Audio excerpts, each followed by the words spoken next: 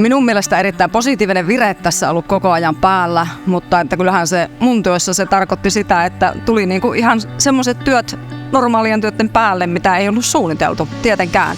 Koska normaalit ideat ihan ensin ne tasanko Töysäläinen suunnalle kuin kaikki muihinkin yksiköihin, niin ne rullat pyörii ihan normaalisti ja sitten tämä katastrofi löi siihen päälle.